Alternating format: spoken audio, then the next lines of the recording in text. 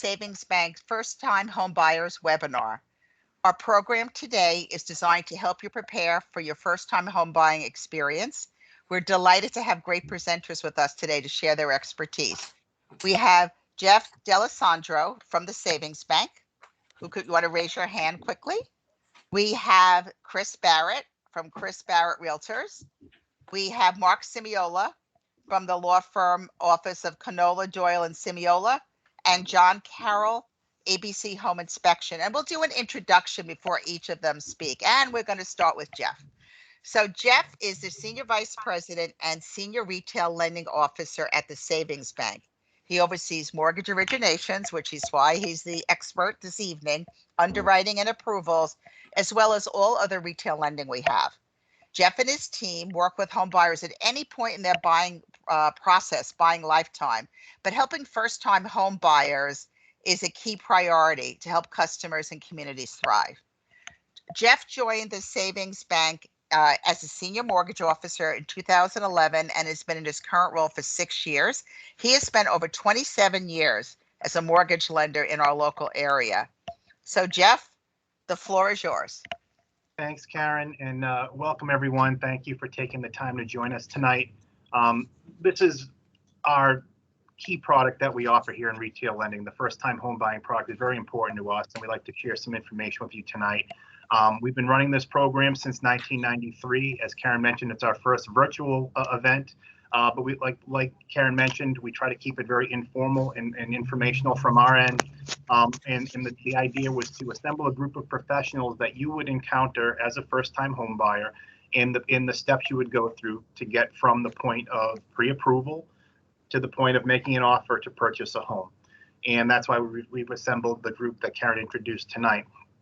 A couple of quick things about the bank.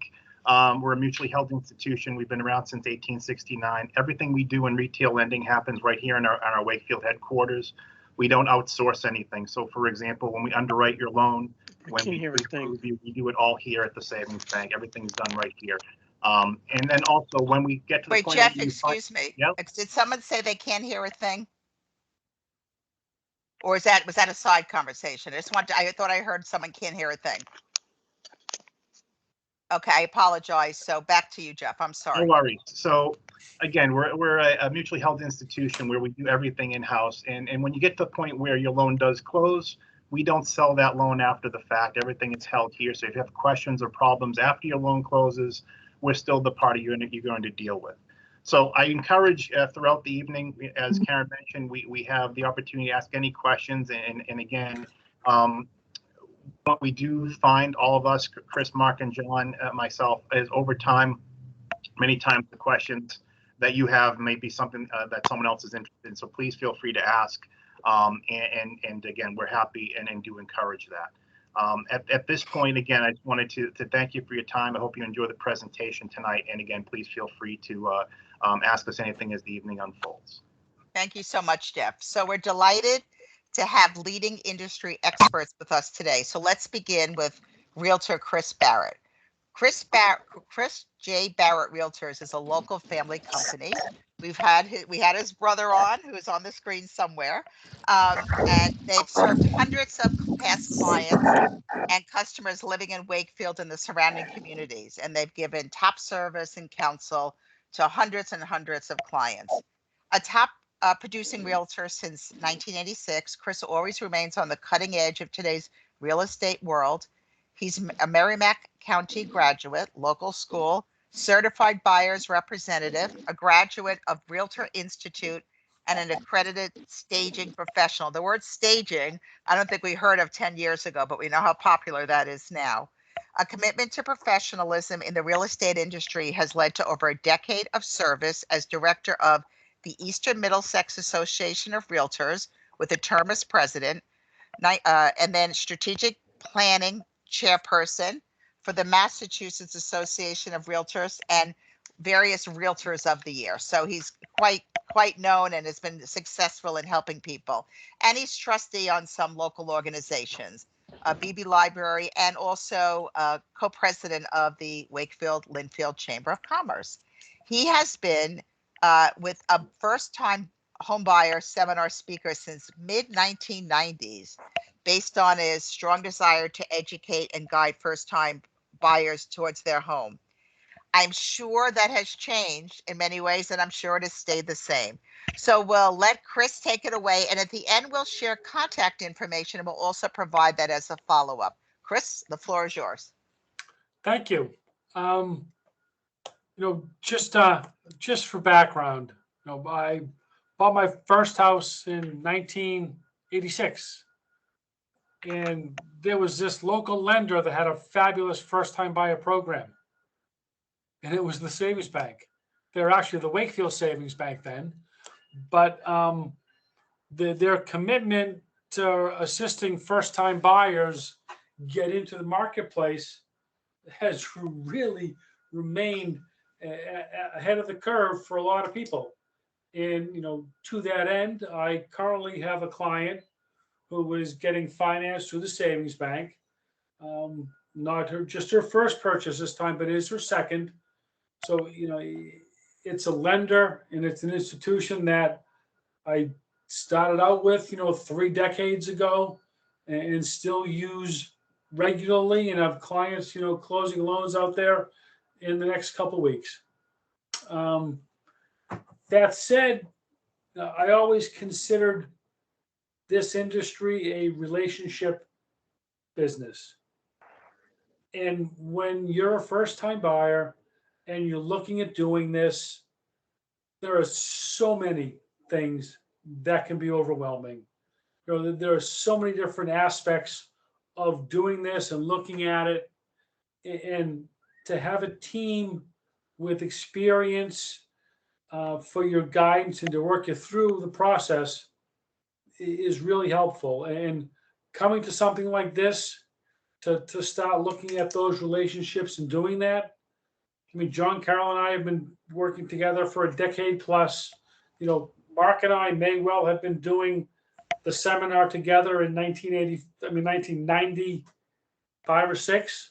So don't tell anyone, Mark, that you are older than me. But so older than everybody now. In the course of doing this, there are so many different aspects of what you do, how you get to the finish line, how you get to the goal line.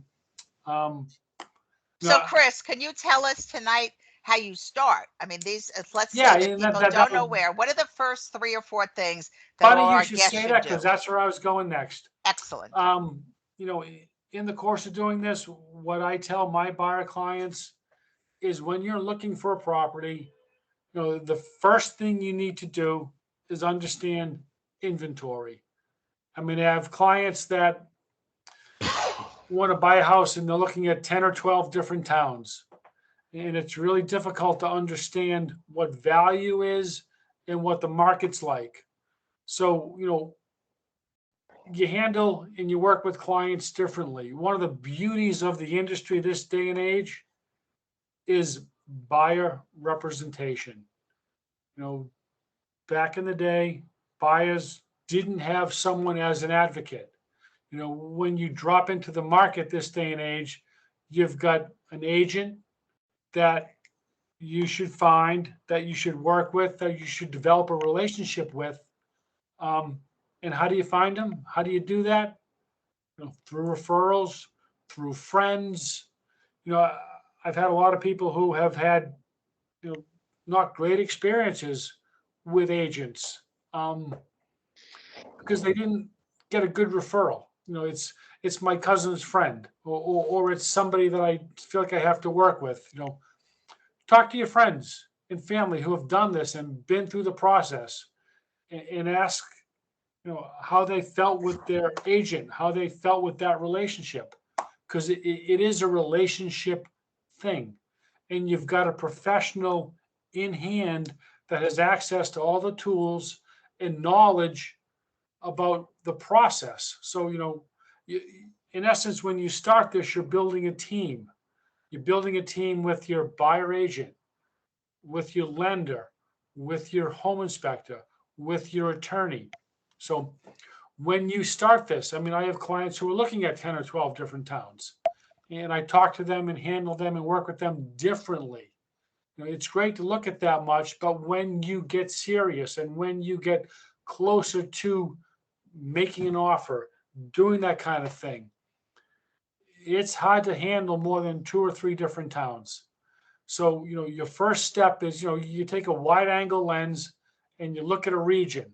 But as you work through that region and figure out what neighborhoods work for you, what kind of walk scores work for you, what kind of community you like, you can narrow it down to 2, 3, or 4 towns.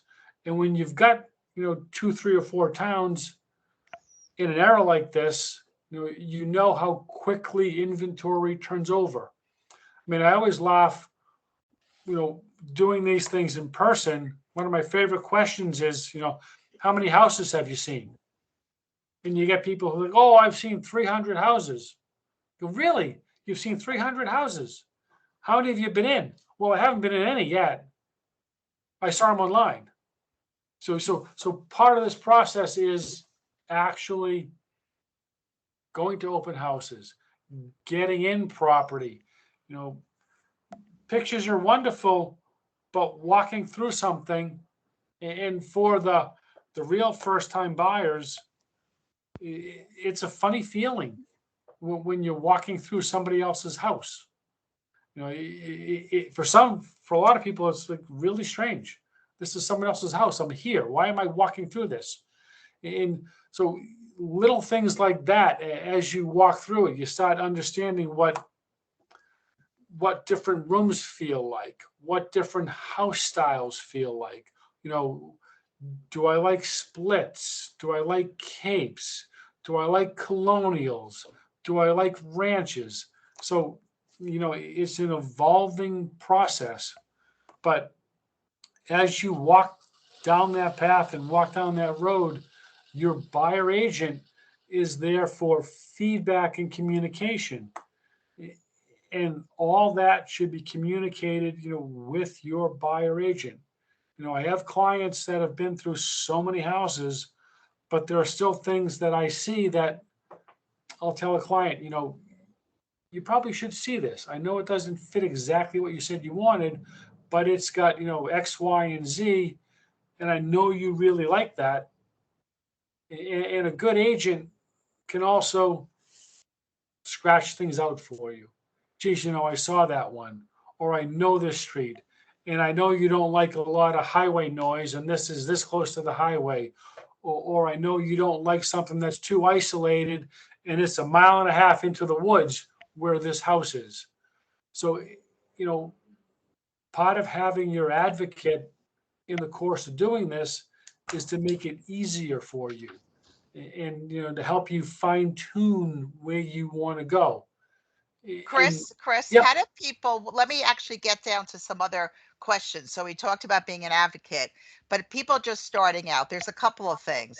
I mean, how do they know how much money to put aside? How do they get around that by the time you show them at a house, it's already sold? It's a crazy market right now, and people are outbidding each other. So how do you handle that for your clients? Well, so obviously the first thing to do, which is why these people are here, why all you guys are here, you get pre-approved. You talk to your lender. You get a feel for where you are financially. And once you get, pre-approval in hand, and you can't look at or think about making an offer on a piece of real estate without a legitimate pre-approval. And we've talked about the difference between, Jeff will mention, they're talking about the difference between a pre-approval and a pre-qualification. The savings bank actually gives you a solid, pre-approval and not a pre-qualification. When you wrap up with the savings bank, you in essence have a loan commitment subject to verification of your purchase and sale, verification of the value of the asset. So, and Jeff will explain that more, but a solid pre-approval makes you a much better buyer in this market and fits you to the property you're looking at. Karen, to your point about multiple offers and all that stuff, that's part of what your agent's for.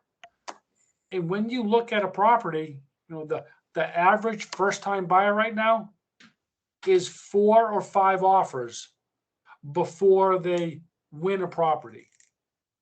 And that's a function of, geez, this house is on the market for 700. I'm going to come in at, 695 with a home inspection and a 10%, down mortgage. And that's a wonderful offer in a different era. But right now, that's $700,000 property for the right buyer, for someone who has to have that house, may well sell for 725 or 750. That doesn't mean it was worth 750 to you. So it may well have only been worth 695 to you. And part of the process is, there's a matrix of price, terms, and value. And different people value a property differently. So, your price and your, mortgage amount, your inspection contingency, and you see people and hear about, if you're in the marketplace, oh, my friend had to waive inspection and waive financing to get this house. Well, I never suggest anybody waive any of that. I have clients that waive inspections. And my criteria for that is, if you can knock it down and build it yourself, then maybe you can do that. If you can't, that's a horrible idea. There are too many things, that go along the course of that waiving things. If you've got $700,000 in your pocket to buy this house, then yeah, maybe you can waive financing. But your lender is there and your home inspector is there. Your lender is there to protect the value. You make an offer on something, the lender's going to have an appraisal done. The savings bank will have an appraisal done to kind of look at the value of the property. Your home inspector is going to do a good eval of the structure and the integrity of what's there. And once you get through all that, your attorney is going to make sure all the terms are acceptable and safe. Make sure the title's clean and all those things are in place. So again, I'll circle back to what I said originally. You're in a good place to start the team effort. Okay. And you put a team together and you walk down the path and you'll feel comfortable about doing what you're doing. Thank you, Chris. We're going to open it up for questions, but before we leave you, and maybe Jeff will address this at the end, or is there anything, everyone reads everything, they go online now, maybe they won't go talk to a realtor right away. Are there any things that you would be good reference points for our listeners or people on this today to get a jump start? There's something that gives some background. Is there anything that you think they should be looking at? Yeah, it's really simple. Go in some houses. Okay. So there's no wasted time in a property. You can walk through a house and hate it. Right. But remember how much it was, and then go see what it sold for 60 days from now. All right. Thank you very much. That's an education piece. Okay. So we're going to do two things. We're going to ask Chris questions, and then we're going to spin a wheel of prizes. But let's just start with any questions. Anyone have any questions for Chris at this point? And we can ask Chris questions at the end as well.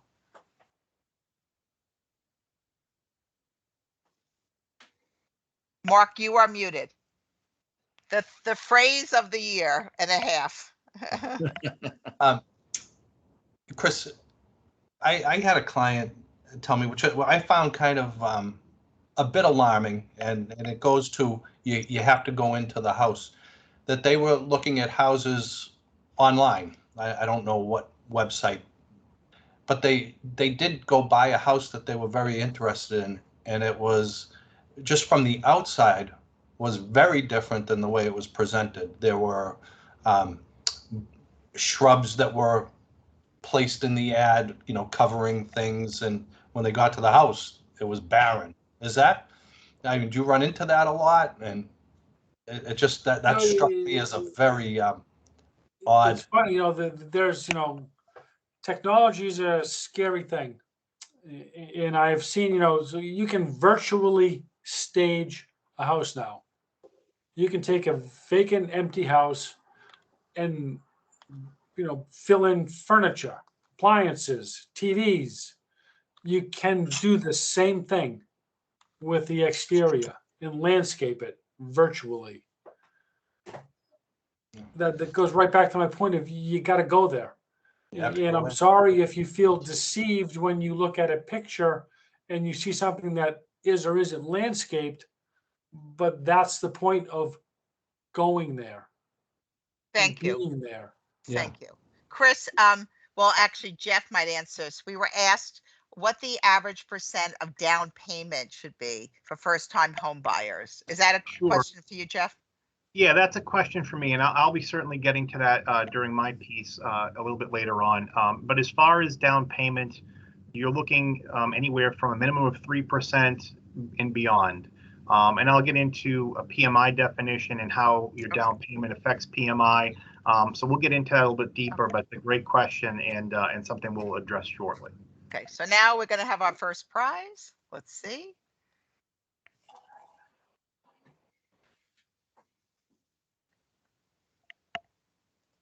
Here we go. Very cool, isn't this? Can you all hear it? Kind of trippy. Is Ashley F on today? Look at this. Excellent. Right. That is awesome. Ashley F with us? Yes. Oh, yes, Ashley. Good. Okay. Your gift is Home Depot gift card for $25. So we'll email that to you. Congratulations. And you have a question. Can you explain PMI? 20% is standard, but what is it bad to have to pay into PMI? Is that you, Jeff, or Chris? That's me. And That's actually, all, I will get that. It's a fantastic question. I will be getting to that in my presentation. We're going to load them up with questions. Okay. These are great questions. All right. So now, why don't we turn to, we're going to turn to Mark Simiola. Now we move from our realtor to our attorney. Attorney Mark Simiola, if you raise your hand, there you go. He's a graduate of Boston College and received his Juris Doctor from New England School of Law. He was co-founder of Simiola and Simiola PC in Wakefield, Massachusetts. We have a Go Eagles thing that came with his late father, Mario Simiola, and they practiced together since 1988. Nice memories, I'm sure. Mark recently moved. Simiola and Simiola merged with Law Office of Canola and Doyle, and it's now the Law Office of Canola, Doyle, and Simiola. Among his wide range of practice, Mark has expertise in real estate and transferring a property, and he's also a member of the board of directors at the bank. So, Mark, the floor is yours. Well, thank you. Thank you. And congratulations to all of you for taking this next step in your life. Everyone here is very excited for you and wish you the best of luck. Tonight we're hoping to give you a brief view of the home buying process. As you'll see, it's very detailed. We're going to try to give you an overview of all the moving parts. And by attending tonight, you'll be a little more familiar with the process and hopefully a little less intimidated by it. So I've been asked to provide the information about the legal process. I was told to keep my limited to 10 minutes. That's tall order to ask a lawyer, but we'll give it a try. So I'm going to give you some helpful hints tonight, which I think will avoid problems in the future. So first off, when do you need a lawyer? Do you need a lawyer? When do you need a lawyer? You should have a lawyer at the outset. And the reason being is you're going to be entering into probably the biggest contract and biggest financial commitment of your lives. So like Chris said, the best way to find a lawyer is through referrals. Talk to friends or family who have been through this process. Talk to your realtor. Talk to the banker, or call the local bar association. Don't feel don't feel bad about calling different lawyers. You want to ask them, have they done these type of closings? Are they familiar with the area? And especially, what's their timing like? If you need to get something done in a fairly quick turnaround, you want to make sure that they're going to be available, that they're not on vacation or what have you. So that's the most important thing. So talk to them, and you'll also want to know about fees, what they're going to charge you for it.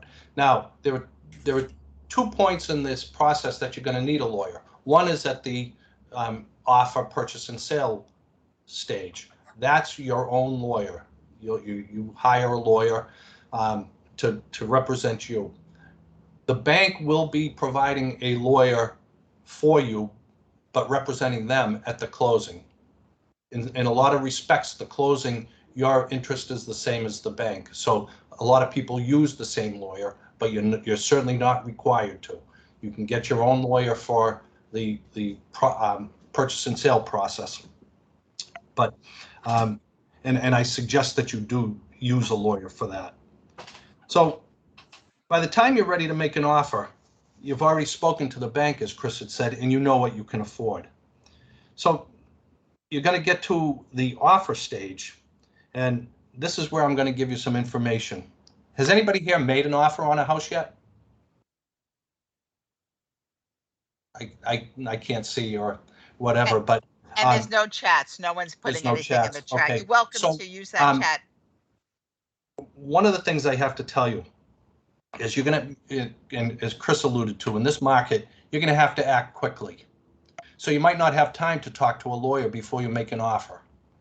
But I have to tell you, an offer, you can call it anything you want, but an offer is a binding contract. By binding, I mean, if you identify the price of the property, date of closing, you're obligated to buy that, or there will be consequences. Even though it says, we're still going to enter into a purchase and sale agreement. A purchase and sale agreement is just a more detailed contract, but carries over the terms of the offer. So what do you want to get into that offer? Because if you don't get it into the offer, it's difficult to get it into the purchase and sale agreement. So I'm going to go over some things that you need to put in your offer because that sets the tone for your whole transaction. Of course, the first thing is the price of the home. The second thing would be how much you are putting down as a deposit. And the third would be how much you need to borrow. And you'll know that because you've already spoken to the bank. Now, what happens a lot of times is a lot of people get to the purchase and sale agreement and say, I want to put in that the property has to appraise at the price I'm paying, or else I don't want to buy it. Well, if you didn't put that in the offer, it's most likely not going to be allowed in the purchase and sale agreement. So if it's subject to appraisal, and it will be the bank's appraisal, you want to put that in the offer. You also have a date of closing.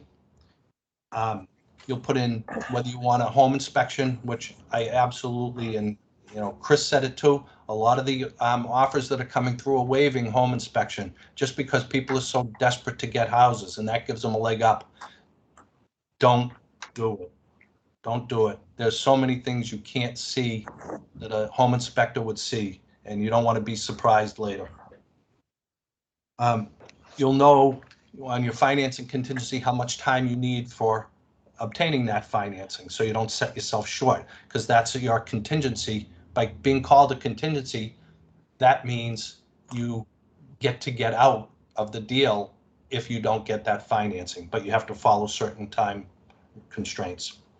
Now, one thing, if you're a first-time home buyer, you don't own a home, so you're either living in your parents' house or you're renting an apartment someplace. Make sure that you've given yourself proper time to give your landlord notice, or else you could be either, if the closing doesn't occur or if it gets delayed, you could be paying double rent and a mortgage payment. So you want to have that settled before you make an offer. Then you want to say what is going to be included in this sale, or what is going to be excluded from the sale. What appliances are staying? Did you want that microwave? Or do you want to make sure that that built-in microwave is out? You didn't like it. Same with the TV. Wall-mounted TVs are becoming a big issue. You're expecting them to be there because they're attached to the house, but people are leaving, taking them, and even leaving holes in the wall. Make sure you address that. Same with sound systems, nest systems, swing sets. Do you want that swing set to be in the backyard, or do you want it removed from the backyard? Make it clear in there. One thing you might not have thought about too is above ground pools. Are those part of the house? Are you expecting that to stay, or are you assuming it's going to be gone? Make sure you don't want to be doing your walkthrough on the day that you're closing and find out that you made a big mistake. If you're buying a house too that you're saying it's a two-family because your brother or sister is going to move in with buy it with you, and make sure it's a legal two-family. Go down to the building inspector, check it out. Or you're buying a house that says in-law potential. This is a big one. People get caught on this all the time. In-law potential, if you're counting on your in-laws to come in and pay you rent, make sure, again, go down to your building inspector or the zoning authority and wherever you're looking. In most communities now, in-law, even if it was a legal in-law with the people that you're buying it from, and they can say it's a legal in-law, that does not carry over necessarily to the new owner, and you could get stuck. Does the property require flood insurance? That's a big ticket item, and you should know that up front, and you should put in your offer. You don't have to buy it if it requires flood insurance. You might know that if you're buying near the beach and you want it, but you don't want to get hit with that at the end and say, here's another $4,000 a year you have to pay. You might see the house that is going to be the house of your dreams someday, a little ranch, and you're going to add on to it and make it your forever home. And it's only 2 bedrooms now, and you're going to put 2 more bedrooms on it. Well, again, check with your zoning board. Make your offer contingent upon you getting the proper approval for it. But that's zoning, but also if it's on a septic system, make sure the septic system has the capacity to handle that. If I told you how many times people get stuck with that, it's not fun. Another thing that's come up recently is I've had a buyer right before closing come down with COVID, and they can't get to the closing. You want to put a provision in your offer and purchase and sale agreement that if COVID strikes, you get automatic extensions and things.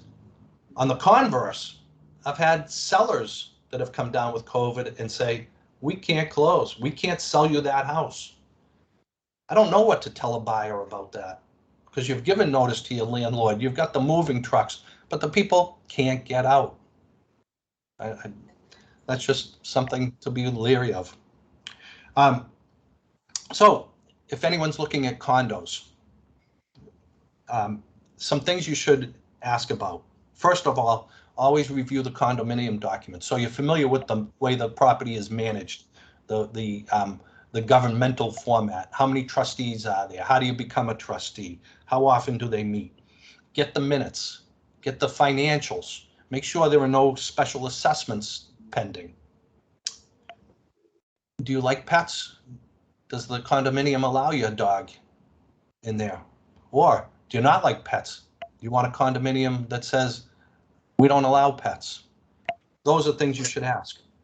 If you live like me and you need a barbecue grill, you want to make sure that condominium allows a barbecue grill. Ask for these things in advance. Subject to, you don't have to be so specific with all these. Pets I would be specific about, but you want to make sure that it's contingent upon your approval in your sole opinion on what the condominium documents allow you to do. You might be buying a condominium saying, I'm going to buy it now. This is my starter. And then in a couple of years, I'm going to get a better job. I'm going to buy a house, but I'm going to keep that condominium and rent it. Make sure, if that's what you want to do, that it allows rental. Some condominiums don't allow rentals. don't allow short-term rentals, allow minimum term rentals.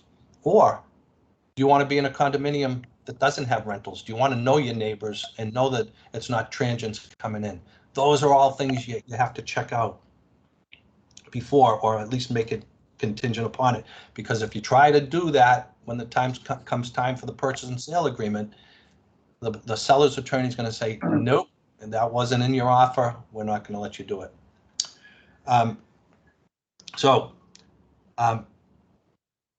That's really it. I won't get into the purchase and sale agreement. That's a long, convoluted document, but those are the basic terms. The basic terms that you set there will carry into that. Now, then you get, everything goes well, you get your financing, everything is great. Now you get to the closing, and there is going to be a bank attorney. The bank attorney is going to research the title and handle what's called the closing. The closing is the closing of the books, the transfer of title, the recording of the deed, the money exchanges hands, and it becomes your house. They settle the taxes, they adjust the taxes, condominium fees, if there are any final utility readings. And then you'll also be asked whether you want title insurance, which I always recommend. And I'm just going to finish quickly here. The Savings Bank's first-time home buyer program is second to none, and I see a lot of these things in the industry. The money you save on closing costs, I'll give you an example. The normal closing cost for the Savings Bank to do a purchase is $810. You get it for $610. A plot plan, which we hire out, which you're required to get to make sure that the house sits properly on the property. There are no encroachments, things like that. That's usually $150. You get it for $100. You also get a discount on the title insurance, a small discount on the title insurance, and then the bank also, and Jeff, I'm sure we'll talk about the bank fees that are greatly reduced or waived in your favor. So that's all I have, and I'm really truly happy for you, and I'm happy to answer any questions. And we have a few, but let me just comment again. Anyone on this will get a coupon for another $100 off just for attending tonight. One question, Mark, you talked about a walkthrough. Can you elaborate on that and when or if it's appropriate? And we do have another question after this, Sure. but if you can start Yep. with that. Sure. So a walkthrough, usually called the final walkthrough, is the day of or the night before your closing. You get to walk through the property one more time and make sure that it's in the condition that you expected it to be in, meaning the seller's property is all out of there, the personal property, the things that are staying are actually there, that for example, the mounted TV has been actually removed and the holes have been filled and repainted, making sure all that's done. So that's the final walkthrough. Generally, what we do in a purchase and sale agreement too is we say during between the purchase and sale agreement and the actual closing and the final walkthrough, we try to get, usually the common number is 3 other times that you get to visit the property, whether it be with contractors, whether to show your family, your friends the house, or for the bank appraiser to get into the house to do it. But the walkthrough that I was talking about is the final walkthrough. That's where you make sure that you're getting what you thought you were buying. Thank you. We had another question. This could be for Mark, or it also could be for you, Jeff, later, but let's try it. I'm on the deed of my current home, but not the mortgage. Am I still a first-time buyer? Is that a question for you, Jeff? That's a question for me, and I will definitely be getting All to right. that. Oh, we have so many questions for Jeff. All right. Well, we want to thank you, Mark. Or are there any other questions for Mark that are related more to the legal side? Again, you can ask questions at the end as well. How about while you're thinking, we'll spin the wheel again. Sound good? Sure the noise is on. I didn't see my name on there, by the way. Whose name is not on there? Mark. Mark's? Well, yeah. I know I didn't put our speakers on. Are we ready to go? This is so cool. I love it. And our next winner is Reed L. Is Reed L with us? Let's see.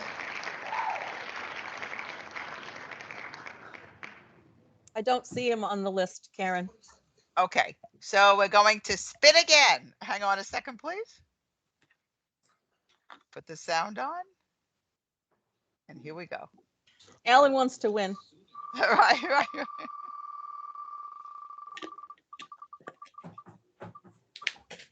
Maria P. Excuse me, Maria. Is Maria on? No, Maria? And I don't see her on the list. I'm sorry. All right, no, Maria. Time for Alan. We're gonna spin again. This is gonna get annoying after a while. Matt F. Matt is here. Yay, Yep. Matt. Yeah. Okay, let us. Oh, good, Matt. Great. So you have won a $25 gift certificate to Home Goods, which can be used in store or online at Home Goods, TJ Maxx, Marshalls, HomeSense, or the Sienna store. So you will get it next week. Congratulations to Mark. Okay, so now we Okay. are going to turn our attention to our next speaker, who is going to talk about in the inspection process. We have with us today John Carroll from ABC Home Inspection. ABC is located in Haverhill, Mass, and has been representing homeowners in the area since 1984 and has inspected over 275,000 houses in Massachusetts and New Hampshire. And from what we've heard today, this seems like a very important part of the process. ABC Home Inspection is also a state-approved training provider to the home inspection industry in New Hampshire and in Massachusetts, teaching the process at banks, mortgage companies, attorneys. So they really explain the process to those other people that are going to work with you.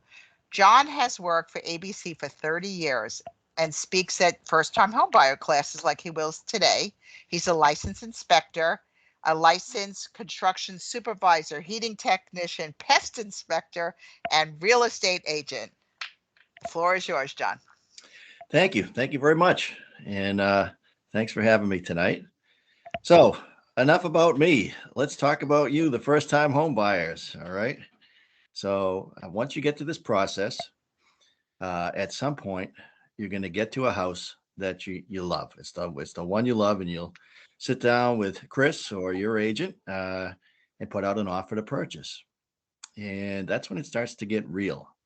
Okay. You start to think about it and you say, all right, we're offering this amount of money. And then you hand that over, and the real estate agent gets that to the seller. And you're getting a bit nervous now, but maybe it's the next day you get word from the real estate agent. They call and they say, congratulations. The seller accepted your offer. The house is yours.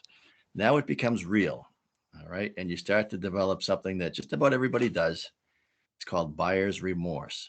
All right. You're thinking, oh boy, how about the roof? We didn't look at the roof really, right? The basement. We didn't even go in the basement. We were in there for 15 minutes.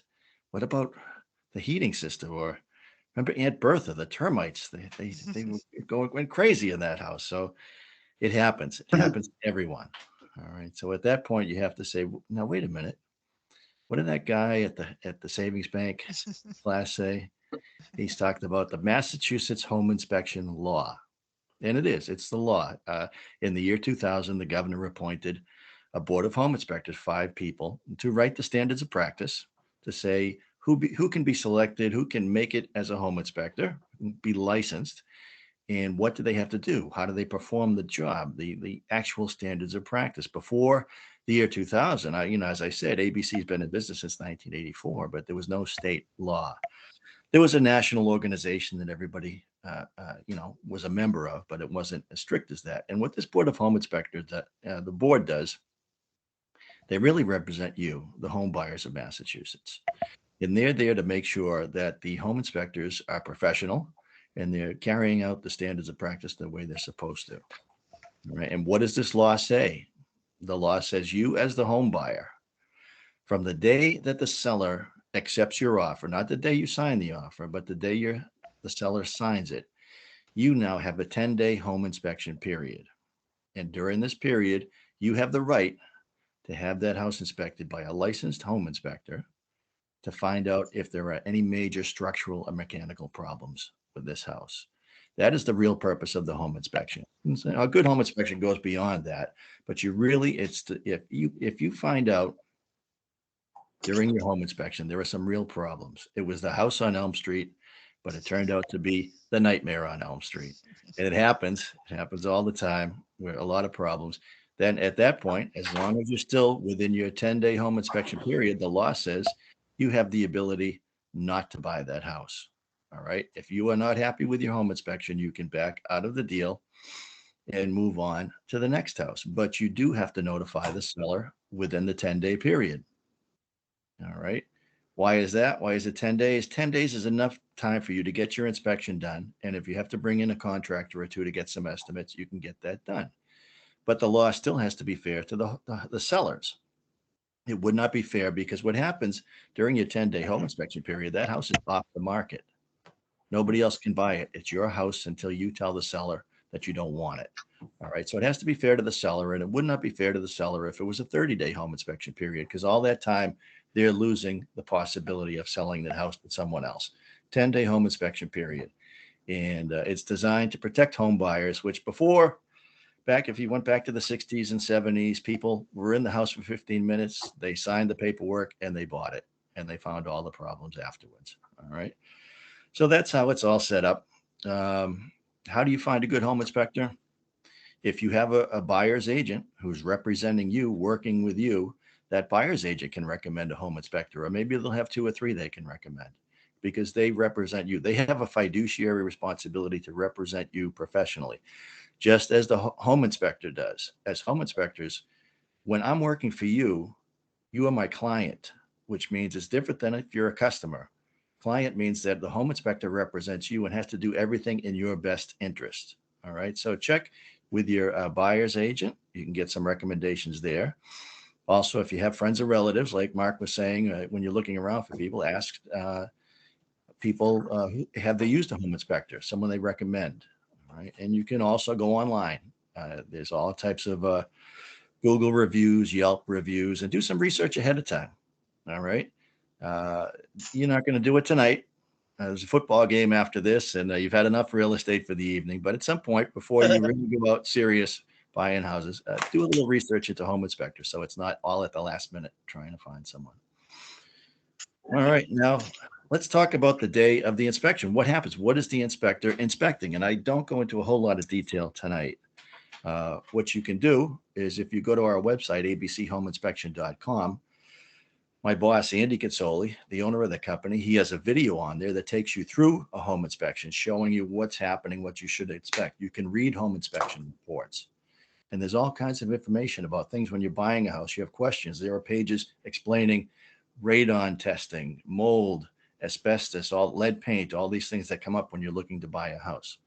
So that's why I don't get too much, but just really what you should expect when you get there at the house. A lot of times the inspector will be there a bit early. We usually get there and look around the outside, look at the roof and the siding, so we know what to expect when we get inside. But I think a good home inspector is, once you do arrive, we meet up in the kitchen. And I'll always ask, do you have any concerns? Some people will say, yeah, my brother-in-law was with us at the showing. He thought there was water in the basement. Okay, we'll focus in on that detail, Really what the inspector is looking at is structural and mechanical parts of the house, all the way from the roof, the siding, the heating system, the electrical, the plumbing, the windows and doors, the foundation. It goes on and on. All right. So when after that, the inspector will give you a home inspection agreement form, which is a contract between you and the inspector. And you can read that on our website. Also, there's a questionnaire that the board has written. It's a questionnaire that you get from the home inspector, but it's not for you to fill out. It's one for the home seller. And you give it to the seller, and it asks the seller a whole bunch of questions about the history of the house. It'd be a good tool for you to use. All right. So those are things you can read about on the website. But during the inspection, I think the inspector should be doing 3 things. 3 things. Number one, say we're in the basement and we're looking at the heating system. All right, that inspector should be inspecting the heating system, looking it over. Number two, he should be recording what he sees. And this is very important because this talks about your home inspection report. And you want to know ahead of time what kind of a home inspection report are you going to receive. All right. In the old days, when I signed on back in the 90s, we would hand you a 26-page report, take the carbon copy pages off the back, and hand them to you. And our handwriting is as good as your doctor's handwriting. All right.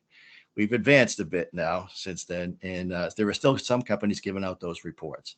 You want a professional PDF. We send you a 90-page PDF report, which really is maybe 30 pages, which is the inspection itself. We usually include about 100 pictures. Pictures are great, so that when your agent is negotiating with the seller's agent, and the seller's agent says, my homeowner said they've never seen termites in the house. Well, luckily, during the inspection down in the basement, we lined the termites up and had them smile for the camera, took pictures of them, and not only them, but all the damage they've done all of the years that you're going to need a contractor to come in and look at. My job as the home inspector is to tell you what these issues are. And in this case, I would be telling you, okay, I'm telling you what the issue is. Now it's time to get a pest control company out to take a look at it, give you an estimate on getting rid of these termites. And there's so much damage, we need a contractor too to come in and tell you how much it's going to cost to repair all that damage that's done. That's the process itself. All right. So you want to know what type of report you're going to receive and when are you going to receive it. You have 10 days. You don't want the report 3 days from now. Find out when you're going to get it. We try to get it out the same night or the next morning so that you have it. And how about step number 3? A lot of inspectors skip number 3 because they're in a hurry to be in and out of a house quickly. All right. Step number 3 is where the inspector explains things to you. We talk about the heating system just briefly. Here's your heating system. This is how old it is. This is how, this is 25 years old. That's towards the end of a heating system life, but it's been maintained. Look at the service tags. All right. You have an air filter over here you have to change. What's the condition? Here's the condition of your oil tank. So you want some explanation. I think that is part of the inspection, and it should be. All right. Your typical home inspection, if it's a single family house, with 2,000, 3,000 square feet, can easily last 2.5, 3 hours. You can find an inspector to do that inspection in 1 hour. All right. If the guy's in a hurry, you want to do some research now, find a good home inspector. And I mean, those are the things that you really should be looking at. So I think that's about 10 minutes. How does that? Oh, Karen? that's perfect. That's All right. perfect. I know we have Jeff left, but between John and Jeff, we're going to spin again. But are there any questions that are for the inspection process? There's none in the chat, and we can bring these up later. And we're going to give you contact information. You can always ask questions of us or however you want to work it afterwards. So if there are no questions, we will have another prize winner.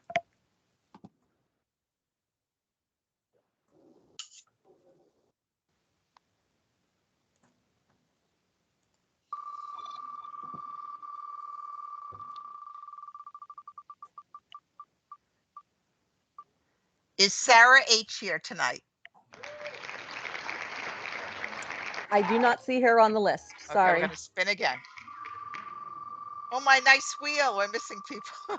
The wedges are coming off, though. John M. I'm here. John is here, yeah. John M. Yes. Okay, let's get to John M. Congratulations. Okay, great. John M. Okay, John M. You've won a $25 gift card to Home Depot, and that'll be emailed to you next week. Congratulations. Awesome. Okay. Thank you. Thank you. Thank you for attending.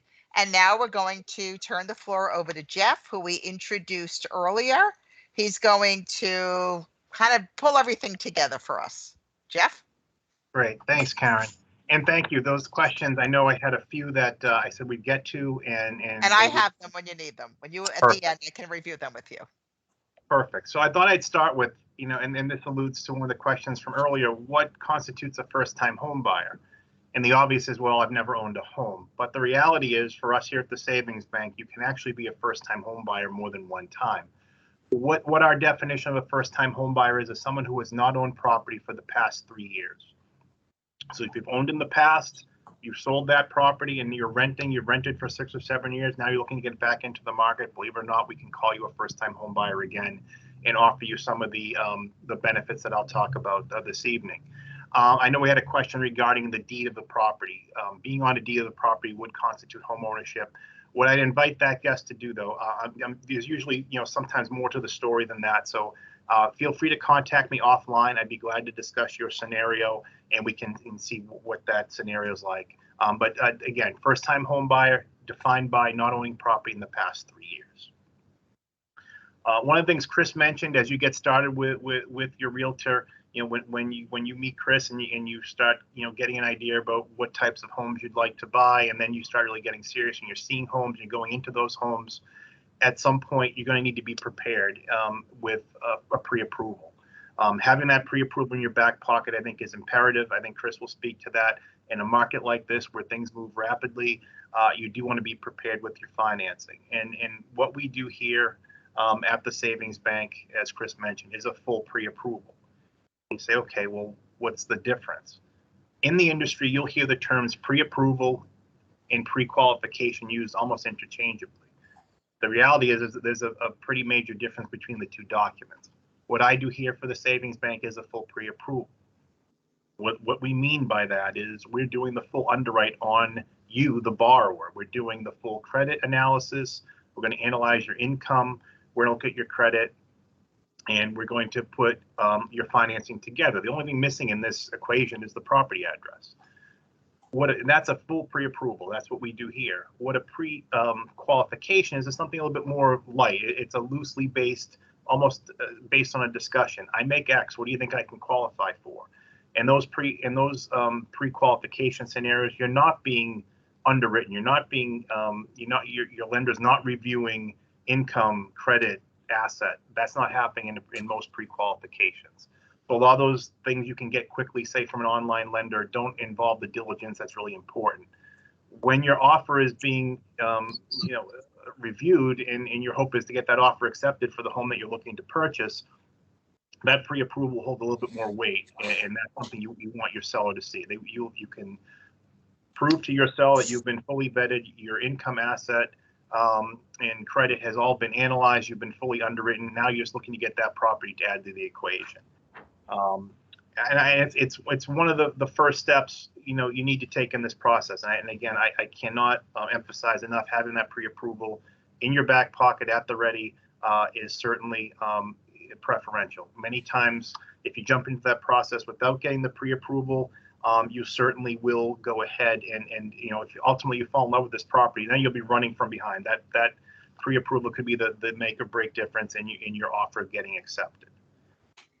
So one of the great questions I often get is, okay, what is the pre-approval process like? What do I need to have prepared?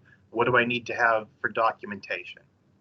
And the documentation is quite simple, and I break it down into two easy categories. One is a salary W-2 employee, meaning you work for a company or a firm and you get paid a weekly or monthly salary and you receive a W-2 at the end of the year.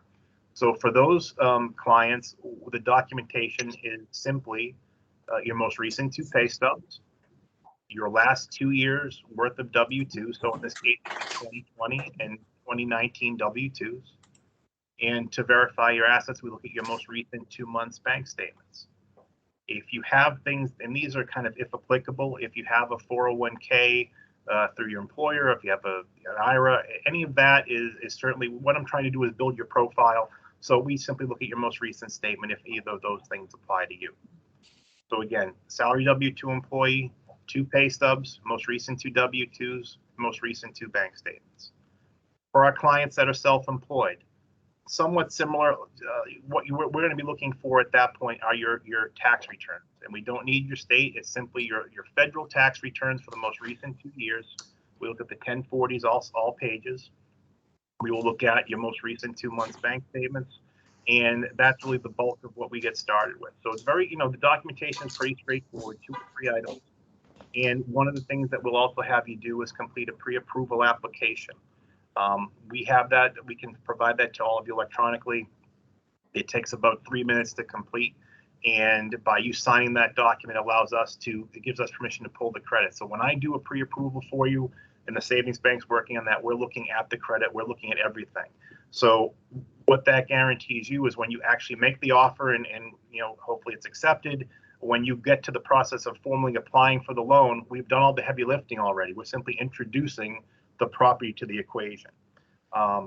So again, that is the key portion or key item, I should say, in being prepared for this process. So when you go see Chris, you go see your realtor, you're going to go ahead and be ready to go. And again, you may find something quickly. It may take some time. I often get asked, especially in a market like this, as Chris mentioned, first timers are putting in offers on 4 to 5 properties before they get something accepted. So a commonly asked question is, how long do these pre-approvals last? And the answer to that is about 90 days. The documentation is good for 90 days. However, it's very quick and simple for us to keep that pre-approval document up to date. You simply may need to refresh some documentation. For example, you may need to send us an updated bank statement, updated pay stub, but very simple. And once we've done it, it's very quick for us to update it. The other question I often get is, well, I may be looking at a certain property at a certain price level, but I may want to look at something less. It's very common and typical for me to do multiple versions of this pre-approval, so that you may have something, and what I typically recommend my clients is if you're not certain as to the price range, I'll pre-approve you to what I would feel is your max capacity. And it doesn't mean so if I pre-approve you for a loan size of say $450,000, it doesn't mean you need to take out a mortgage for $450,000. You have the opportunity to take out something less. So in terms of that, again, we're very happy to offer different versions of that, multiple versions of that pre-approval as you move forward. In terms of, one of the things we heard for questions earlier on in the presentation was, down payment and PMI. And what I wanted, so for those of you who haven't heard this term before, PMI, it's an acronym for private mortgage insurance. And typically, if you have a down payment less than 20% of your purchase price, you'd be required to have PMI, private mortgage insurance. And it's insurance that doesn't help you as the borrower, it's not a benefit to the bank. It's simply covering that piece where you're putting a lower down payment and ensuring that if the loan went into default, there'd be some protection. So PMI is paid monthly. It's obtained through a private mortgage insurance carrier. There's only a handful in the country that all lenders use, and that's an additional cost above and beyond the principal and interest of your loan. Here at the savings, and again, I'll talk a little bit about amounts of down payment, but here at the Savings Bank, our first-time home buying product, it's very unique. What we do is we offer our clients, remember I said you need to have 20% down to avoid PMI. Here at the Savings Bank, for my first-time clients only, we're allowed and given the opportunity to offer you 11% down with no PMI. So even if you've saved more than 11%, you only need to use 11% with us to be able to have that PMI waived and not be part of the equation. So that monthly payment would not affect you. In terms of something less, you say, okay, great, Jeff, 11%, no PMI. That sounds wonderful. I just don't have 11%. And that's fantastic. If you don't, it doesn't mean you can't buy a home. It simply means that PMI would be part of your loan. And again, PMI, frequently asked question regarding private mortgage insurance. Well, how long does it last and how long do I need to pay for it? So as any insurance company would let you do is they'll let you pay for it as long as it's in existence. And at some point when there's 20% equity in the property, it will fall away. However, in a rapidly increasing market or values are increasing, and we've seen some of that over the last handful of years, and Chris can speak to maybe not we're leveling off. It's obviously we're still in a pretty hot market with some inventory issues here locally. So again, you may find that over time, as you're making mortgage payments and your neighborhood values are increasing, that PMI, you're only obligated to have it for 1 year. If you can demonstrate that your property is now worth more than it was when you bought it, and that you simply demonstrate it by a simple appraisal, you don't need to carry that PMI for long term. However, if you're putting down 5%, 3%, it's going to take a while to get to that 20% mark. So that's why our 11% down is such a key piece. In terms of any clients that have, what we call lower down payment, something along the lines of 3%, we work with the product with Mass Housing Partnership called the One Mortgage.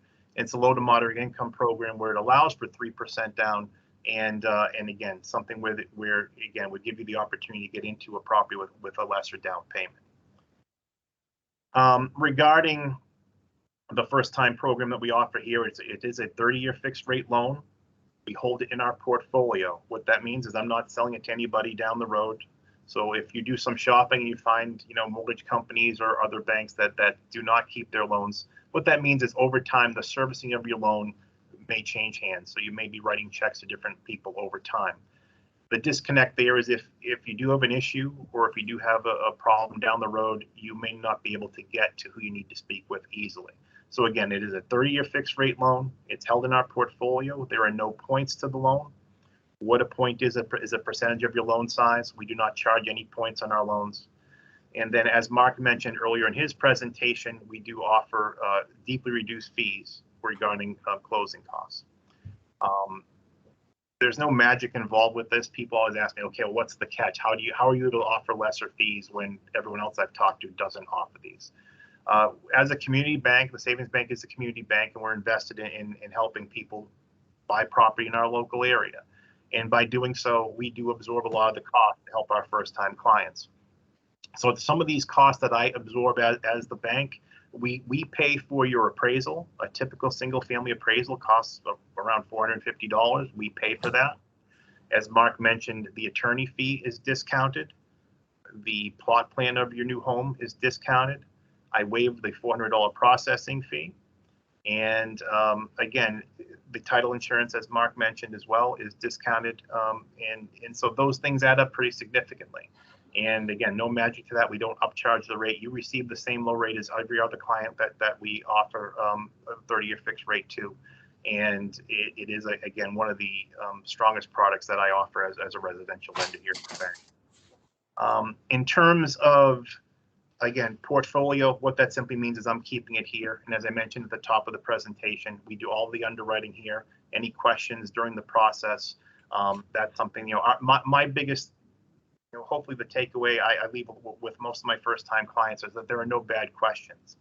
Obviously, this is the biggest purchase you're involved with, maybe one of the biggest purchases you make in your life. And it's the most important purchase, especially for now, getting into that first home. And you may sit through this presentation and think, okay, they covered a lot of my questions, but it's certainly, I do invite you to ask those again, even if you think you understand it. There are no bad questions as a first-time home buyer. And part of the job of my team here in residential lending is to walk you through the process. And that's what I think, really differentiates us and also makes why one of the reasons, obviously the 11% down, no PMI is a massive one. The reduced closing costs is a great feature as well. But the fact that I have an experienced team that can walk you through the process as you go through with the other professionals that we talked with tonight, I think it's key and really, a major piece in helping our first time clients get through. And which is, again, a lot of things going on in a short amount of time.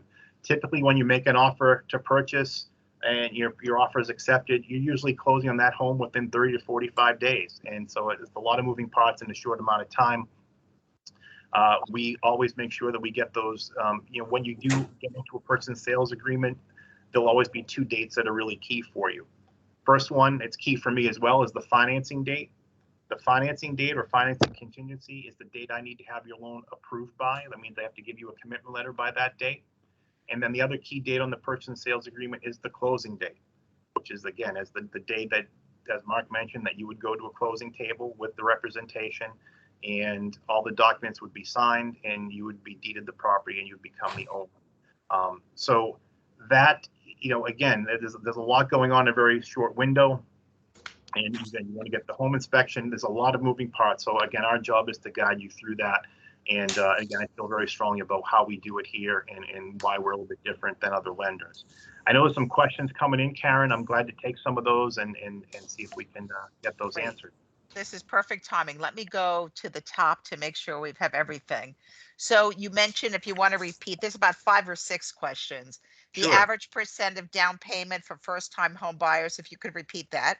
Sure. I mean, I see, given that I have a unique product, I do see a lot of the 11% down simply because you can avoid that PMI. The PMI is a month, is an additional, it can be anywhere from 200 plus, depending. And PMI is based on a few key items.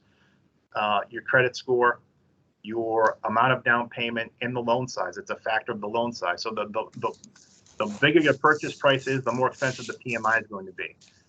One thing I like to mention too, when you say, geez, 11% down, I have about 5% saved, but I have a parent or a relative willing to give me a gift. Is that permissible? The answer is absolutely. Yes, it is permissible.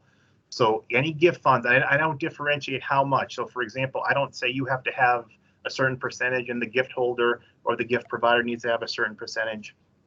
I don't differentiate that. So I am more than happy to consider any gift funds. And again, that can count for any portion of the 11% down. Okay, thank you. We talked about PMI, 20% of standard, but is it bad to pay PMI?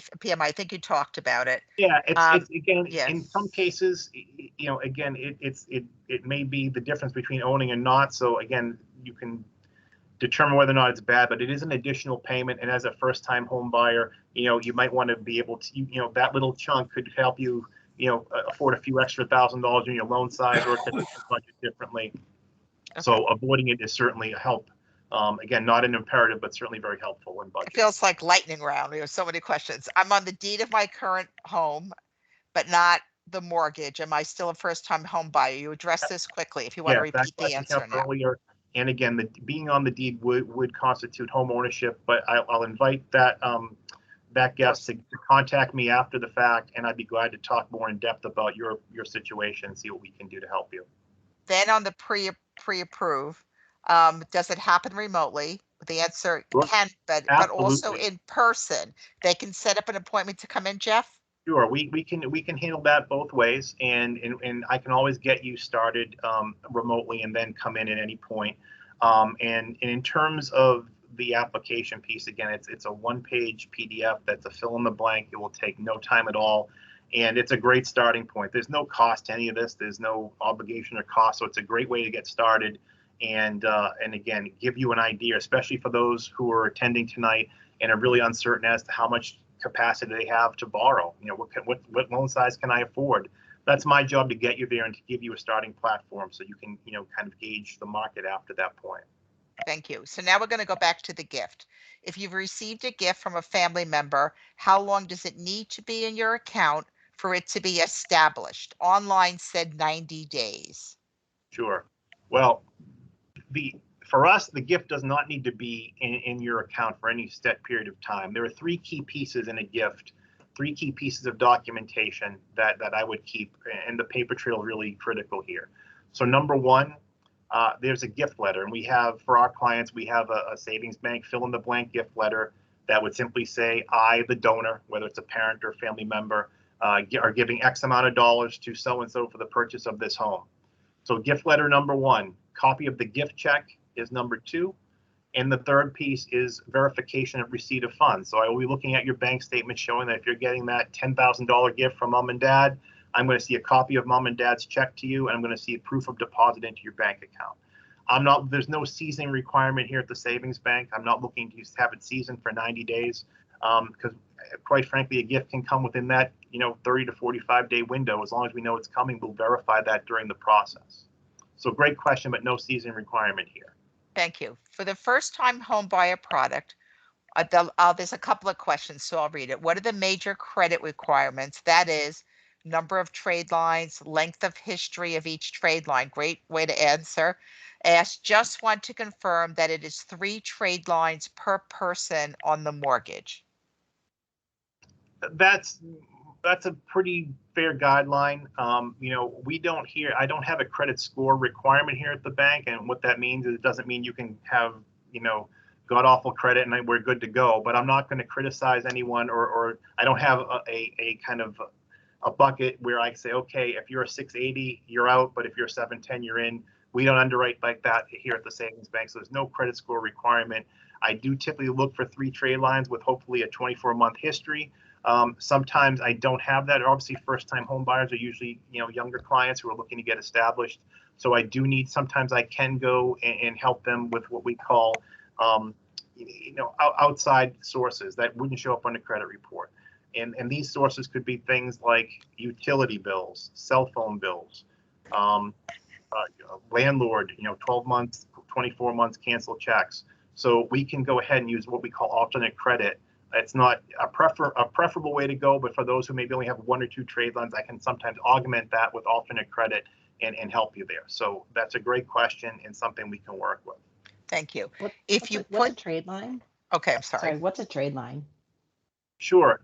So trade line is something this, when I pull a credit report for our clients, so if you're doing a pre-approval, I'm going to pull a credit report, and a trade line would be something that a creditor is reporting. So for example, if you have a credit card with a retailer, so we'll use the Home Depot example. So if you have a credit card with Home Depot and you buy items and goods with that credit card and you pay your monthly bill, what Home Depot does as a corporation is they report your creditworthiness to the credit bureaus. There are 3 major credit bureaus in the country, and a credit report, the one, a tri-merge credit report is using all 3, Experian. They all report to this and contribute to your credit report.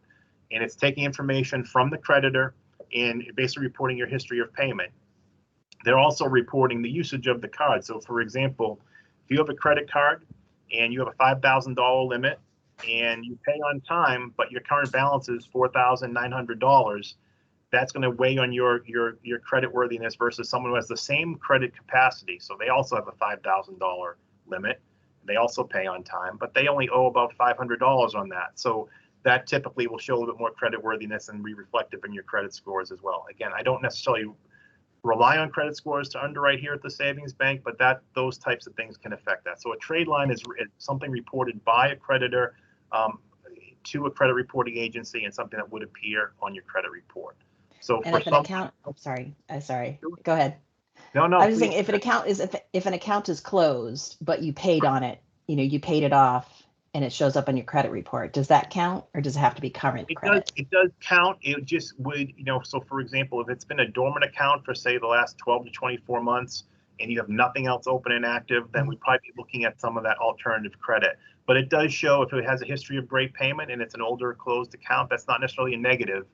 It just would work, see how it works in conjunction with your other credit. So for example, if you have other creditors and other trade lines that appear, then that's not an issue at all. If that's the only thing that appears, then we'd be looking for some of those alternate sources to augment what we see.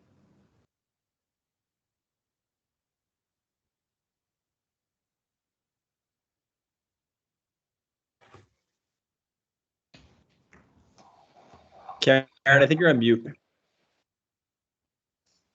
If I only put down 11%, how much higher would your mortgage be monthly? Would it be better to put down 20% and not 11% with this program? So 11 is required. Sure, 11 is required to avoid PMI, and it doesn't mean you have to put 20 or 11. You can put anything in between. The minimum is 11% to avoid the PMI here at the savings bank. And to answer, that's kind of an individual question. So depending on what we can qualify you for, it may, it may make all the difference in the world, or may make very minimal difference in your affordability. One of the things I do is we don't shoehorn anyone into a pre-approval. We have ratios and guidelines that underwriting criteria that we follow that will, we want to make sure you're comfortable in buying the house of your dreams. We also want to make sure you can afford groceries to put in the refrigerator in that new home. So we do, again, give you plenty of, while we try to get to your ultimate loan size, plenty of capability to afford things outside of the home. So again, that's more of a personal preference. So for example, if you have 11% down and the monthly principal and interest payments for that mortgage that we're qualifying you for make sense to you and are within your budget, then there's no sense in putting any more than 11% down. When you buy a home, there's always going to be other expenses away from the mortgage process, away from the whole purchase process. For example, do I need new furniture? Would I like to paint interior, exterior? All these things cost money and may be very helpful. So even if you do have 20% down, if you only put 11 or 15% down, something less, we give you the opportunity to keep some of that money with, in your back pocket to pay for these, external expenses, whether it's moving, painting, furnishing, redoing, replacing appliances. Those are big ticket items with big cost, and obviously saving some of that down payment to go ahead and help with those costs would be key. Thank you. We have three more questions that are in so far. One is, do I need an appointment to come in? I know I can get pre-approved online. We're going to give contact information. You Yeah, want them to make an contact us appointment so directly. you know you're Absolutely. We free. want to Okay. make sure we do it convenient, and we work quickly with these, but nonetheless, yeah, definitely contact us in advance. Okay, good. Can you exclude assets from what's being considered for the pre-approval and the mortgage itself? I think if I'm getting that question correctly, so yeah, I mean, if you're showing a certain amount of asset, it doesn't mean you need to put all that into your down payment. If that's the gist of the question, then yes, it's up to you to It was tell me how much more- of. It was more about, like, say I have certain bank accounts that, I don't want to be included in the financial picture. So I want to have certain bank accounts that you're not counting as assets towards how much you're going to approve me for. Yeah, I mean, that's fine. I do have to make sure I have enough to, qualify you in terms of your down payment and also, the closing costs. And do remember, and again, so you're not obligated to show me every penny you have or in every account you have. So there's no Okay. obligation Okay. there. However, I do want to stress one thing. Part of my job also is to paint a profile. So for example, if you're a well-qualified borrower, those extra funds aren't going to really make too much of a difference. It does help if you do have any of those external funds, whether it's a 401k or just other bank accounts that you don't want to show us. That again would give your lending profile, again, just showing you have capability and capacity above and beyond what we're borrowing. So it's always a great idea to show everything. However, it's not necessary. It's not imperative. I would say though, for anyone who's, maybe on the bubble in terms of, okay, they can almost make it there, or we have maybe some bumps with credit. Some of the mitigating factors are what we call reserves, which means money above and beyond what you're putting into the transaction. And those reserves can be liquid or non-liquid. A non-liquid reserve, for example, would be something in a 401k or an IRA. Money that you're not going to go grab tomorrow, nothing you can take out of an ATM. The liquid reserves would be something in a checking or savings account, easily accessible and easily liquid. So again, not imperative. It's a great question, not imperative, but if it's something that you have, it's something that, again, depending on the scenario, may or may not make sense to provide. And do y'all get nervous if we start spending out of those accounts though? Well, sure, because obviously, if you show, again, at the pre-approval stage, obviously, we don't know how long the time is between when we pre-approve and when you ultimately find your home. So we're going to verify those assets again when you get to the point of purchase and make that offer. Once you make the offer and you get into the purchase and sales stage, you're re-engaging with us because now we're formalizing a loan application. So there is a key difference. Pre-approval, again, does not have a property address, so it's not a formal loan application simply because you need that sixth piece of information, which is the property address, to make it a formal application. So once you get that offer accepted, that's when you revisit with us and we go ahead and do the formal loan application based on your property address. That's when we get the appraisal rolling and do the title search, mark that's the title search. All of that happens at that point. So we're going to look at your bank statements again. So if you show me X and then you spend a lot of X and you get to the point of purchase and ultimately, I have to make sure that what's left is sufficient enough to make the transaction work. So yeah, we're not don't freeze your accounts. Feel free to spend. However, just bear in mind that, if the profile does change, we will be revisiting it. And one other question, from the time the application is submitted, how quickly is the applicant approved? Sure. If the question is regarding a loan application, so loan application is when I go back to those two dates I mentioned in a purchase and sales situation. Remember, in a purchase and sales agreement, there's going to be the financing date and the closing date. And so my job is to get you that loan approval on or before that date, that financing date, because once I issue that approval, you're going to send it off to your realtor, and in which case the seller receives a copy from your realtor. The seller feels, okay, they've met this part of the commitment. They have now shown me they have official financing. So in a purchase situation, I'm going to meet or exceed that date in that situation. In terms, if the question is regarding a pre-approval, I typically get those done within 24 to 48 hours, depending on the scenario of the borrower. So those happen very quickly. Loan approvals for a formally applied mortgage will adhere to on or before the financing contingency date as listed on the purchase and sales agreement. There are no other questions, and we can ask everyone who presented. We can address other questions. Actually, there is another question. Would borrowing, taking open in parens, taking a loan from a 401k count towards the 11% down to still qualify for no PMI? Great. Yeah, that's a great question. So yeah, so if you do have a 401k and choose to borrow against it, those are your funds. You're certainly permitted to use them. However, bear in mind that if you borrow against the 401k, there will be terms of that 401k loan. So they'll say, okay, I'm going to borrow $20,000 from my existing 401k. You'll need to verify there'll be a monthly payment with that. And that monthly payment, I will have to qualify as a debt for you. So just like a credit card or an auto loan, that monthly payment would go be factored into your qualification. So that's perfectly permissible. Just bear in mind what the monthly cost is. So before you do that, get the terms of the loan from your employer or 401k carrier, and then just make sure you understand and realize the monthly cost of that. And it will certainly, again, be part of the loan qualification. Now, as of now, there's no more questions. I'm going to spin the wheel one more time, and if people want to still write in, we can stay on a few more minutes. But let's do our last prize, and then we can go back to see if there's any more questions.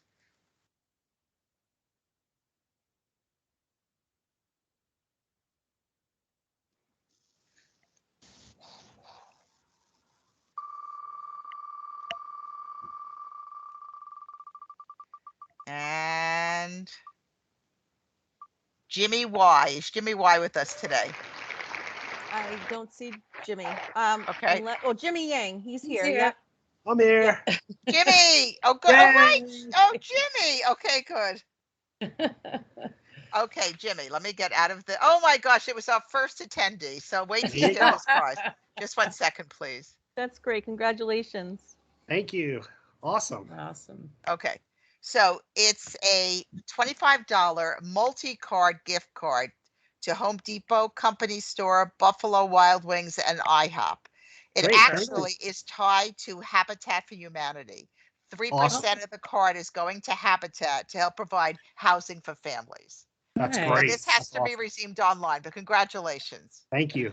We'll email that to you, but we thought great. It helps invest in homes for people that need that boost. Sure. And Habitat's a exactly. great program for that. Awesome. Awesome. Thank you. Good, first one on. Yay. I said there was going to be a prize, and you got it for being the first one on. Yay. There are no other questions, but we can again stay on a few more minutes. It's 8:29. Often these run 5 to 10 minutes over. Are there any questions for either Jeff or any of our speakers tonight? There were wonderful questions that came in. And if there was not, we'd ask Jeff to say some final comments if you'd like. Sure. Thanks, Karen. So again, first of all, I want to thank everyone for taking the time out of their Thursday evening and joining us. And I do appreciate all the questions. They've been fantastic. As I mentioned up front, there are no bad questions as first timers. So feel free to reach out after, and you'll have my contact information. If we can help you along, we'd be glad to. In terms of our guests, I'd like to thank Chris, Mark, and John, as always. Thanks for joining us. Your information is always really helpful, and I do very much appreciate it. And internally, I just like to thank Rachel, Karen, Allie, and Sue. Thanks for all the help, and we're glad to have all of you tonight. So again, please keep us in mind. We're a great resource. All of our guests are great resources, so feel free to call on us and see if we can help you along your first-time journey, and we'd be glad to do whatever we can to help you. Before we part, I'm going to put a screen up that is going to have the contact information. And there's going to be one more question, so let's just get that in. But I'll put a screen up in a minute. We'll also send the information to you. The screen that is, thank you for the information, which is good. What would be the proper way to shop around for pre-approvals from different financing entities without being pummeled with hard credit pulls? I guess that's a good question. Yeah, When it's a you great do this, question. is it a hard pull? Is it a hard pull? Yeah, well, it's a hard pull only if you apply. If you call, so if you're just shopping for lenders, then, you're not giving permission, and be very careful. Here, I do not do anything unless you fill out our pre-approval application. This is the paper version, but and you can't see all this, but I need this signed before I do anything. I can't just we can't have a phone conversation and say, hey, great, I'd like to proceed. I can't just go ahead on that conversation, on the basis of that conversation, and pull a credit report. So again, you should only really be, once you find the lender you're interested in, at that point, engage them, sign a pre-approval application, and then let them pull the credit. But I would not advise having the report multiple times. It can have a drag on your credit score. It may not affect things dramatically, but it can affect, again, and we do see inquiries. So anytime a lender pulls a credit report, they can see how many times and how recently your credit has been pulled. And we will ask, because what we're trying to do is make sure you haven't instituted or instigated any new debt. So for example, if I pull a credit report and I see, what we call inquiries, with car dealers, for example, and I qualified you without a car payment, we're going to ask you if you purchased a new automobile, because if so, we need to qualify you with that payment. So again, I would certainly go ahead and do your due diligence. Feel free to shop, but again, do not make sure one of the things you want to say before you hang up or finish that email conversation with your lenders, make sure that you're not giving them permission to go ahead and pull your credit. Okay. Gary, did you have a question? I know that, was that just a mistake? The hand was up and now it's down, or would you like to ask a question? Yes, I do have a question. I'm hoping to get a home in like spring before the summer. So when should I start the process of getting a pre-approved? That's a great question, Gary. As I mentioned, that the pre-approvals are good for 90 days, but it, so you might say, geez, maybe it's a little too early for me, but you know what? It might give you a great idea about how much your lending capacity is. And then we would simply just trouble you to update some of that documentation as you get a little bit closer. So the good thing is you're not in a rush, but you're free to start any time, and I can keep that evergreen as long as you're willing to update some docs over time. All right, great. Are there any other questions for tonight? I know there's a game starting, or it already started, and some people want to go, but I'm glad They you already stayed on with scored. us. What, Sue? The Buccaneers scored. Oh, okay, all right, good. If we are done, let me pull up a screen, and it'll be the contact information, and then we'll also send it out to you. And that will end our program for today. We want to thank you so much for joining us, and enjoy the rest of your evening, and enjoy the baseball in the coming days, whether you're from Brooklyn or from Boston, or all these early conversations we had with the early arrivals. So thank you all. Let me just pull up the contact information. Good It was luck, a everyone. pleasure having you Thank with you, us. everyone. Thank you. Thank you Thanks, very everyone. much. Lauren, Thank you. go Eagles. Thank you for mentioning that. Okay.